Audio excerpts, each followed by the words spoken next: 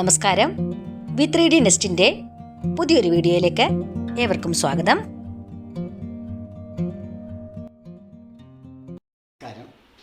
എല്ലാവർക്കും വി3D നെസ്റ്റിലേക്ക് സ്വാഗതം. നമ്മൾ ഇന്ന് പറയാൻ പോകുന്നത് എപ്പിസോഡ് എന്ന് പറഞ്ഞാൽ ഗൗളിശാസ്ത്രത്തിനെ കുറിച്ചാണ്. പല്ല് നമ്മുടെ ശരീരഭാഗങ്ങൾ വീണാൽ നമുക്കുണ്ടാകുന്ന ദോഷങ്ങളെക്കുറിച്ചാണ്. ഇത് പാരമ്പര്യമായിട്ട് ഇങ്ങനെ പറഞ്ഞു വരുന്നതാണിത്. നമുക്കതിലേക്ക് കിടക്കാം.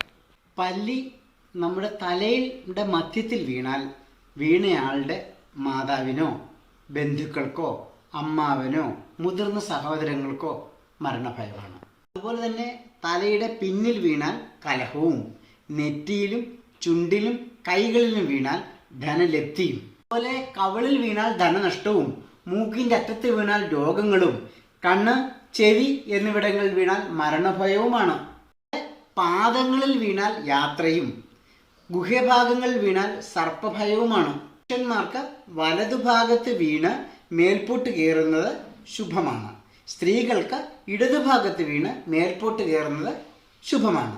എന്നാൽ ഇറങ്ങുന്നത് അശുഭമാണ്. അതുപോലെ വാരിഭാഗങ്ങളിൽ വീണാൽ ശത്രുപദ്രവം, അതിപ്പോൾ കാലിനടിയിൽ വീഴുവാണെങ്കിൽ ക്ഷീരഭോജനവുമാണ്.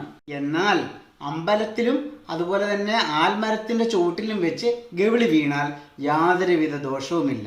ഈ ദോഷങ്ങളൊക്കെ മാറണമെങ്കിൽ ഒരു കാര്യം മാത്രം ചെയ്താൽ മതി. ഭഗവാൻ പരമശിവനെ ഭജിച്ചാൽ മാത്രം മതി.